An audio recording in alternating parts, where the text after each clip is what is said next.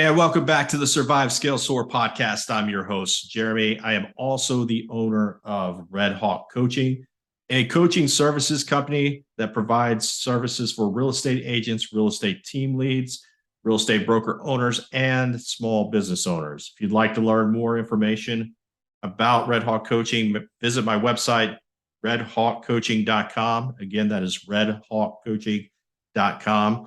And if you have any questions, just click on the button that says book an appointment. I'd be glad to answer those for you. Quick reminder, this show comes in two formats. Real talk, it's just me and the mic sharing what's happening in our world and how it can relate to your business. And success talks, where I get to interview top people in their respected industry and they share with you what has made them successful in their journey. Today is a real talk. Today is also a special day for me. It's the 21st anniversary of my wife and I getting married, and she's an amazing wife and has blessed me with two amazing children. And it's just a great day, and I'm looking forward to the next 21 plus years that we are together. So shooting for that 50 number or more, that would be great. So super excited about that, and glad that she's on the journey with me. So I'm going to share with you how we met, because I think there's things within that story that can relate to you as a business owner when you're looking at things in hindsight. I'm a spiritual person, and if you've been listening to my podcast, I don't hide that. It's important to me, and I've asked myself time and time again, is if one of these things hadn't have happened in the story, would Laurie and I have met? Would we have gotten married? And a lot of people say, "Oh, love will find a way." I don't know if I necessarily believe that, because I really do believe, looking back and in hindsight, and it's easier to see now in hindsight, is that it was God's divine plan that was being executed. It was being carried out without me even knowing it. And so let me share with you the story. And then we're going to talk about how that would apply to you as a business owner. So 1997, I graduated high school in San Marcos, Texas, my hometown, and made the decision to stay in my hometown to save a little bit of money. I really wanted to go to A&M. Just wasn't in the cards at that time. Yet I think that was part of the plan. And I eventually got there. So I started at Southwest Texas State University as a freshman, and now it is Texas State University for those that are listening in. I started as a freshman on that campus, and like any freshman that goes to college, you're there amongst a mass number of people, pretty similar in age to you, all variety of backgrounds and experiences that are coming there to find out who they want to be. And that was me. I was on the campus. I was trying to find my place. Where did I fit in? Like, who was I going to connect to? And it all started with an ad in the newspaper. And so let me take it a step back before that. So I was newer to my faith. I'd grown up in a Christian household. I was baptized Methodist, but I truly don't feel like I accepted Christ in my heart until my senior year in high school, when I went with my FCA group to Southwest Texas State University for a crosstalk event, which was a weekly event where Christians came together. They had a worship time, and they had a message that was given each week.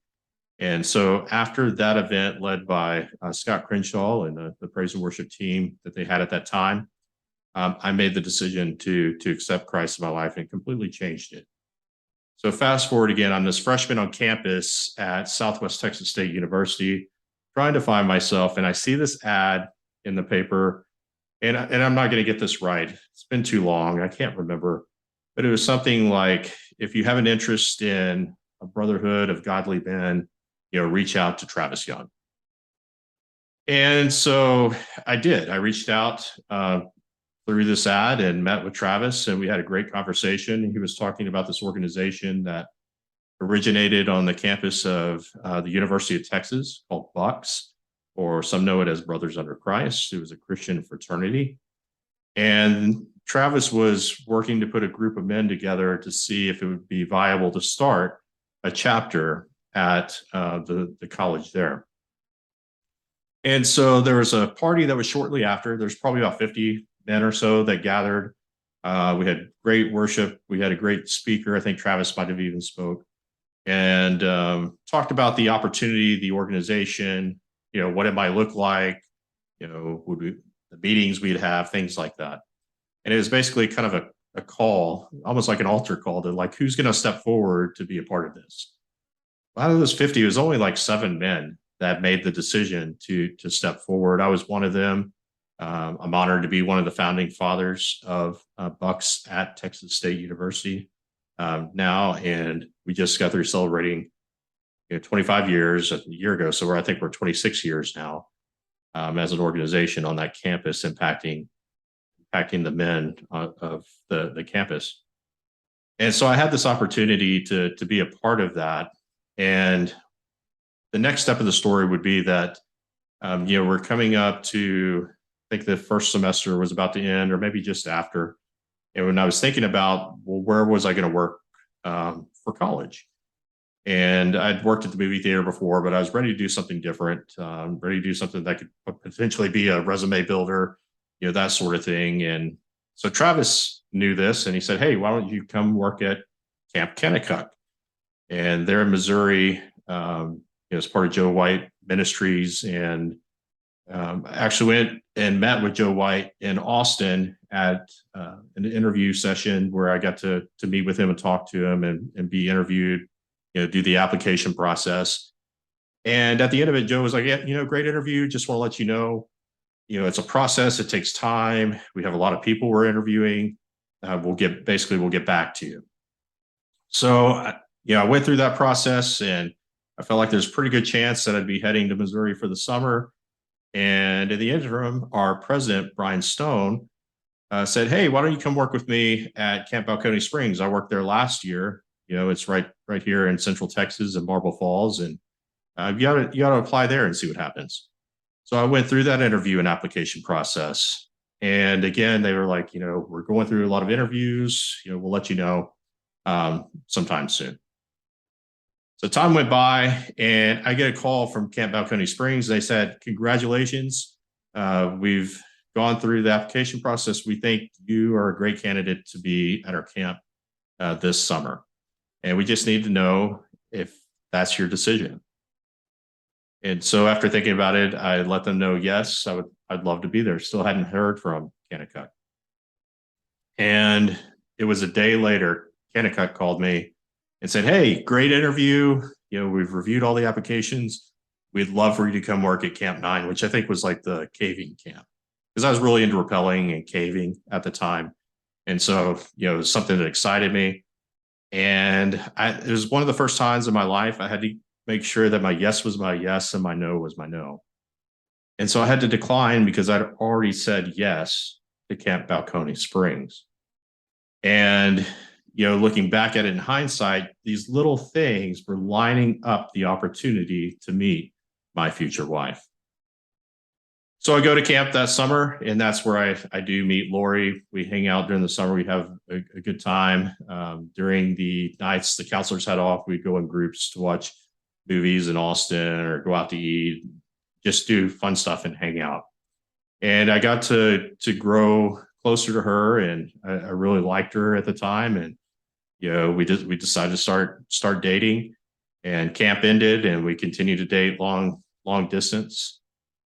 Going into that next semester, I was still at Southwest Texas State University, and we have an annual event. It was Bucks date night party. And for us, we were hosting at this really nice place in Austin. Was all geared up for it. And at the time, we're dating. Laurie was living in College Station going to A&M.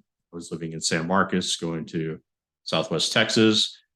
And I remember that morning, I got into one of the classroom areas, and I was passing, happened to be my little brother in Bucks. He's actually much older, not much older. I don't want Pat to hear this and think much older, but he was older than me at the time. We called him Gramps.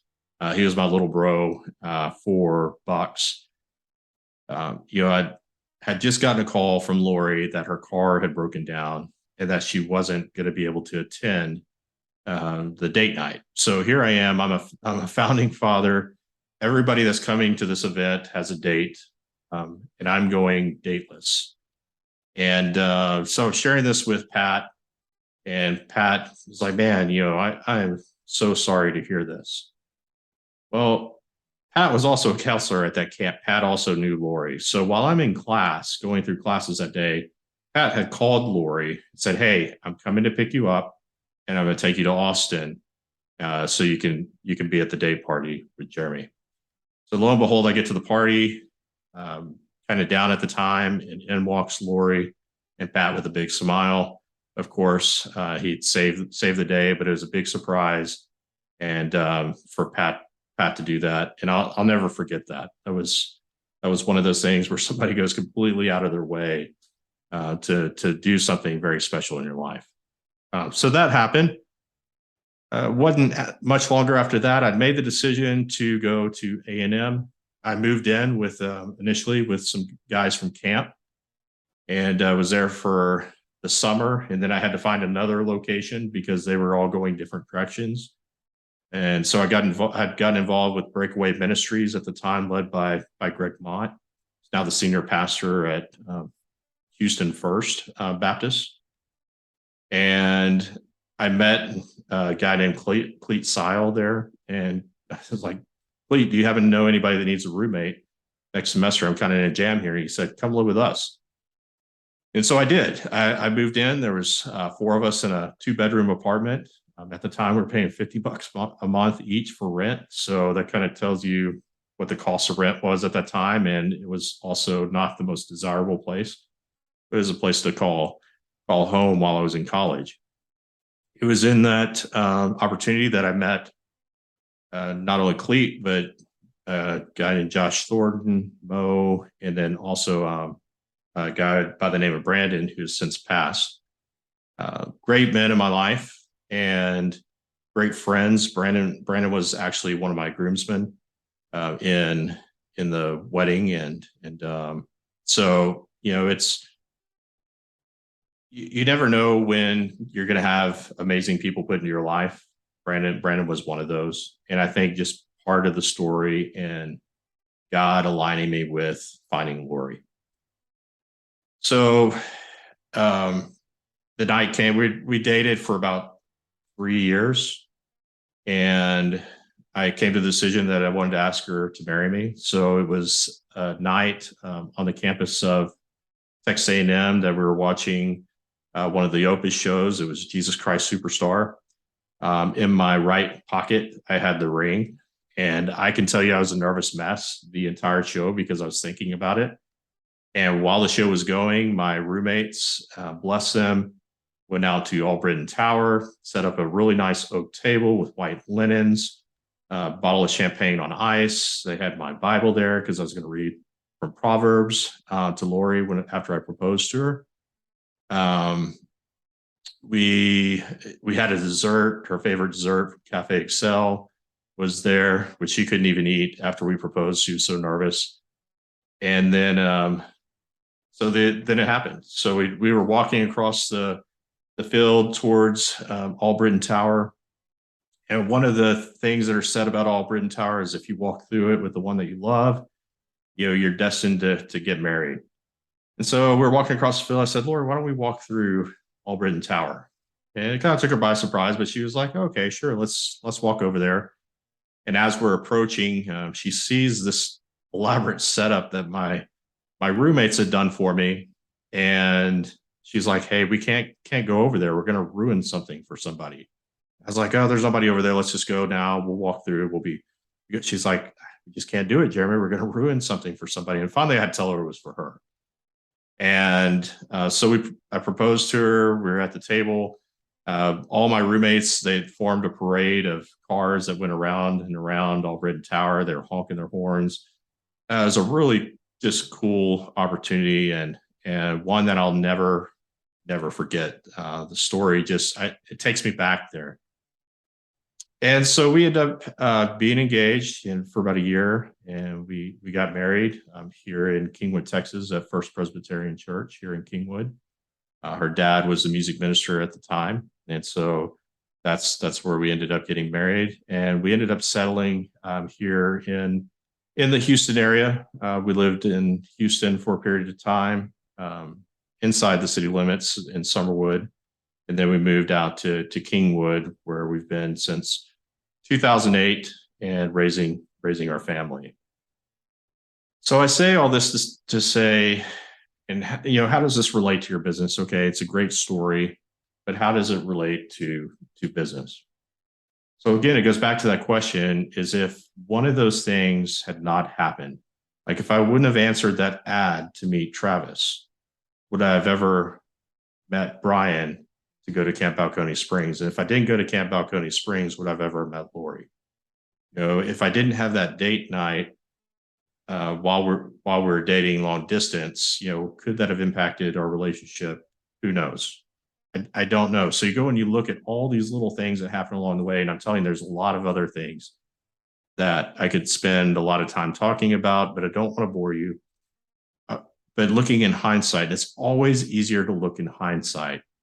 You can see that there's little things that align in whatever it is in your life, whether it's your marriage, your business, getting healthier again, what relationships, just anything. There's little things that happen that put you in the path of those things. And as a business owner, I believe that to be true today. Go talk to anybody that's built a successful business and ask them how they got there. And it's a journey. There were steps along the way. If they didn't meet somebody, could it have cost them a deal, or could it cost them another opportunity? Whatever it may be, there's going to be little things. And again, always easier in hindsight to see it. But here's what's important about that. It's easier to see it in hindsight, but it's most important that you understand right where you are now that it's happening. And see, at that time, I didn't realize that God was preparing me for a wife. I didn't realize he was putting me in these different places and sending me to these different locations to put me in alignment with my wife.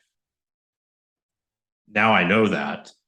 And now I know that in anything that I do in my life and in, especially like in my business, is that there's little things that are happening every single day that are putting me in alignment with future success. Right? Sometimes we're in the forest and we can't see through the trees, yet we're moving in the right direction. For me, I believe it's a divine thing. I believe it's a spiritual thing that, God is working in my life. He's working in my business. He's putting people into my business. He's taking people away from my business that need to be moved, but maybe I've learned a lesson from. And he's putting me on a path to greater things. I truly believe that. And whether or not that's your belief or not, there's things that happen in the universe every day that are preparing you for the next step, or preparing you for the next opportunity, or actually lands you that next opportunity. So while this is a message that is rooted into my special day and what I'm really excited about and passionate about, hopefully I didn't bore you with this, is that I want you to take the lessons from it and know that you're right where you need to be today. It might not seem like it as a business owner. The finances might not be there. The relationships might not be there. You might have just had a door closed on you.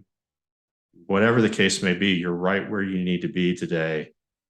Just keep doing the activities every single day. Plant the seeds, because you don't know when they're going to sprout. And when they do, it's an immense blessing. So I hope that you found this encouraging. Hopefully it wasn't too sappy, but I do get really excited about talking about how we met.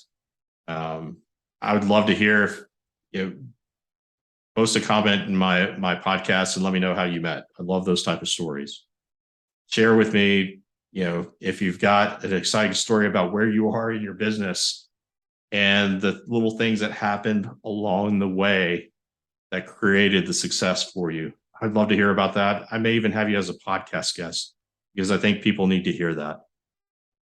So be satisfied, be joyful right where you're at today, because it is leading to bigger things. Just keep doing the activities every single day. And if you do them and do them again, and you're consistent and also intentional in those activities, you're going to get to a place where you do have success, and you're going to look back and you're going to be like, that's the reason why. And that's the reason why. And that's the reason why. So I hope this helps you today. Go out, do amazing things. And until next time, onward and upward.